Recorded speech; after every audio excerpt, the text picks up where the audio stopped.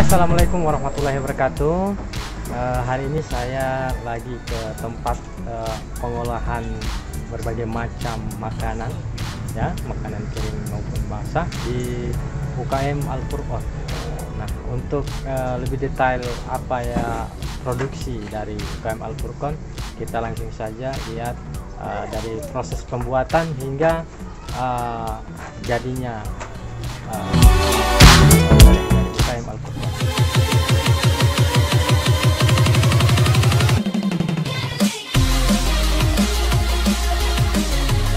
Guys, menunggu wawancara dengan beliau, saya disuguhkan dengan hasil produksinya, guys.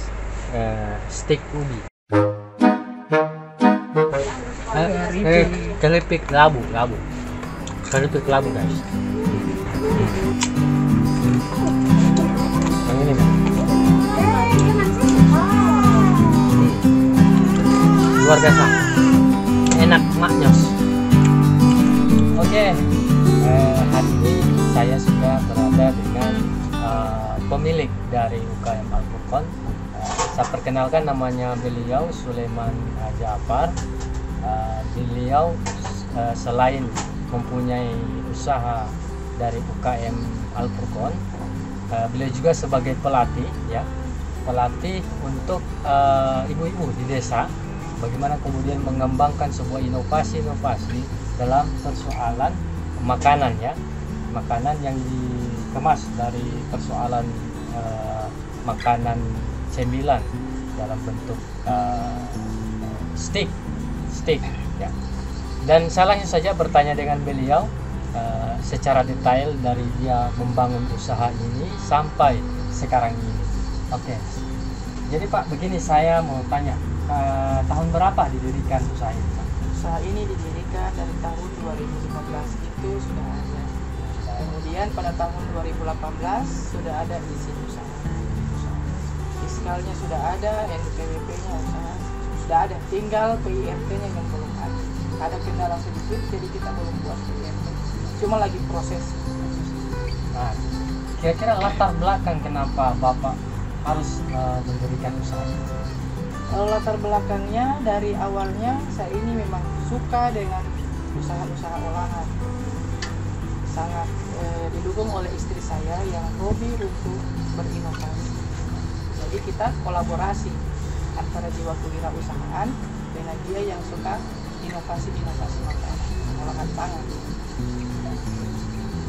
Jadi awalnya itu punya hambatan tidak untuk dalam mendirikan usaha? Awalnya kita hambatannya hanya peralatan. Saja. Kalau modal yang digunakan sih kayaknya dia hanya menggunakan bahan-bahan yang murah meriah, ada tersedia, kayak ini daun kelor bisa diambil di kebun, ada di belakang kantor juga ada. Jadi ini dibuat makanan juga? Iya, kita membuat stik kelor. Stik kelor. Ini kan fungsinya banyak, ya. Selain untuk makanan bisa juga untuk obat-obatan. Ya, apalagi musim COVID, kelor ini sangat bermanfaat. Jadi ini multifungsi. Terus berapa orang anggota atau karyawannya? Anggota saat ini kita baru berjumlah 5 orang. 5 orang kita berdua. Ada 2 orang lagi pulang kampung.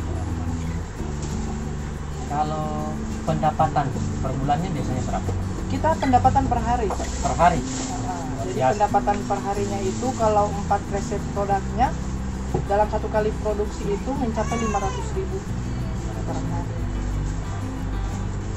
Itu kalau 4 resep ya kita. 4 resep. Tapi kalau dia hanya membuat 2 resep, 3 resep, paling 300.000. Tadi sudah panjang lebar kita bicara tentang latar belakang sampai berdirinya usaha ini. Kira-kira produksinya apa semua ini? Yang harus diketahui oleh pemirsa, ya, apa semua ini? Produksinya kita yang ini stik kelor. Stik kelor. Ya. Yang belum ada di Kabupaten Bol, kita buat stik kelor. Kemudian ini ada keripik ubi ungu. Kemudian ada juga stik sagu keju. Stik sagu keju. Stik sagu keju. Luar biasa. Kemudian ada juga stik daun bawang. stik daun bawang. Stik daun bawang. Mana daun bawangnya? Mana jagungnya? Ini bahan-bahannya. Ini stik daun bawang dan ini ada stik jagung. Yang ini pemirsa, ini pemirsa yang kemudian diolah untuk menjadi stik. Nanti kita juga buat stik wortel. Stik wortel. Dan ada juga Bahannya. stik daun bawang, stik jagung. Jadi semua bahan-bahannya itu tanpa bahan pengawet. Semua dari bahan-bahan alami. Luar biasa pemirsa, UKM Al Furqon selalu memberikan inovasi terbaru, dan kemudian ini yang harus menjadi acuan kita ke depan, bahwa kita harus terus berinovasi dalam persoalan usaha kecil menengah, baik itu mengelola produksinya agar menjadi sesuatu yang baru. Mungkin ada motivasi buat pemirsa di sana, buat UKM di luar sana. Mungkin ada motivasinya buat UKM yang di luar sana terus berinovasi, terus mencari bakat, menggali bakat potensi yang ada. Kan jangan kalau mau bikin produk itu jangan bikin cuma satu produk, tapi buatlah berbagai varian rasa supaya orang-orang tidak berada di titik jenuh. Jadi semakin banyak produk kita, itu semakin besar potensi kita untuk memasarkan produk keluar.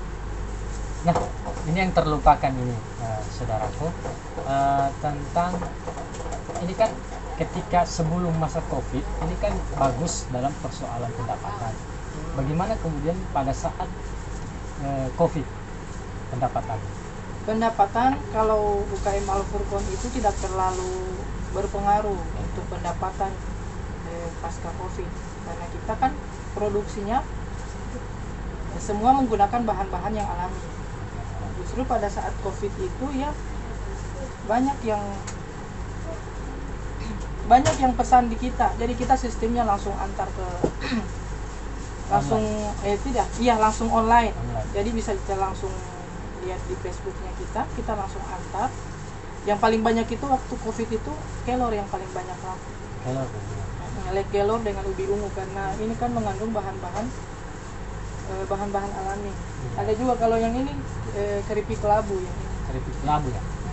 Ada juga keripik kelabu, ada juga stik ikan cakalang, ada juga kopi jahe di kita. Jadi tidak ada penurunan persentase harga jual. Tidak, kita tetap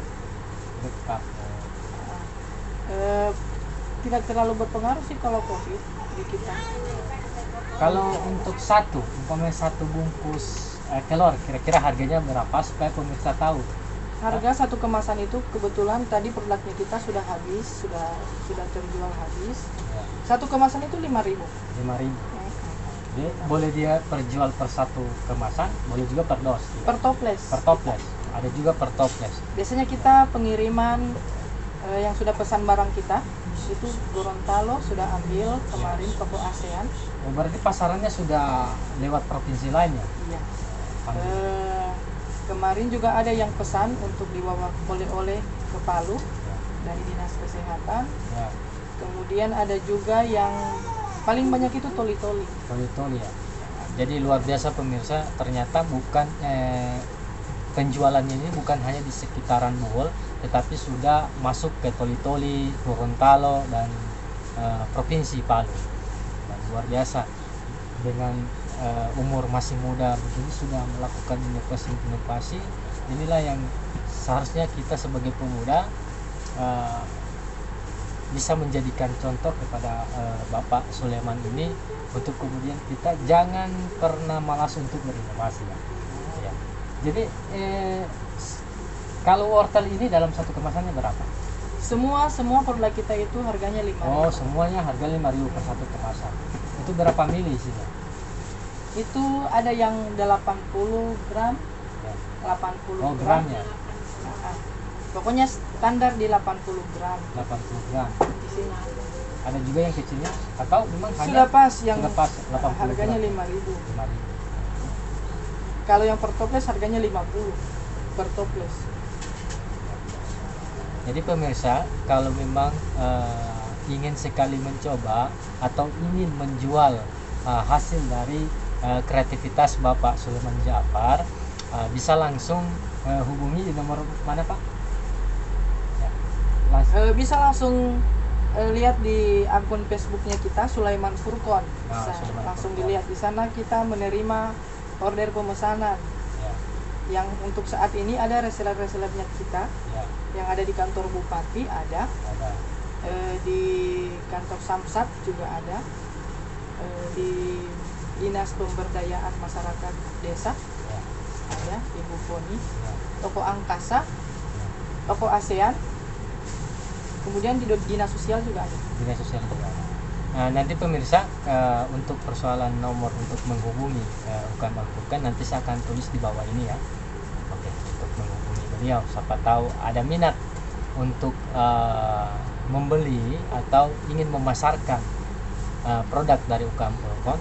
Nanti saya akan taruh alamat email, alamat Facebook, dan nomor HP-nya. Oke. Mungkin cukup sekian wawancara singkat saya dengan Bapak Sulaiman Ja'far. Lebih dan kurangnya saya mohon maaf. Dan mungkin sebelum saya akhiri ini, mungkin ada pesan-pesan lagi untuk UKM. Pesan-pesannya untuk UKM yang seperti yang saya katakan tadi, teruslah menggali bakatmu, menggali potensi-potensi yang ada pada diri masing-masing, supaya bisa menghasilkan produk-produk yang inovasi yang baru, kreativitas yang baru, dan tentu memiliki nilai jual yang tinggi. Itu saja. Untuk membangkitkan semangat, mungkin para pelaku UKM ada saran Sarannya gimana ya? ya, berani atau bagaimana, seperti Ya, apa? harus berani berinovasi, berani membuat terobosan-terobosan baru. Seperti yang kita produksi ini ada berbagai macam produk, ada kayak sagu keju. Orang kan cuma taunya kayak kue bagea, Ya, tapi tidak ada inovasi-inovasi yang lain. Nah, di kita di UKM Al-Furqon kita buat ada inovasi baru. Kita buat sagu keju. Nanti kita rencana membuat stik bagea. Ada juga stik bagea yang rencana kita buat. oke. Artinya untuk dalam persoalan inovasi jangan pernah takut gagal. Gagal, bangkit, gagal, bangkit, gagal, bangkit, gagal, bangkit, sampai kegagalan itu malas untuk bertemu dengan kebangkitan kita. Intinya teruslah berinovasi, dan jangan lupa UKM bangkit, Indonesia maju. Terima kasih. Billahi taufik wal hidayah. Wassalamualaikum warahmatullahi wabarakatuh.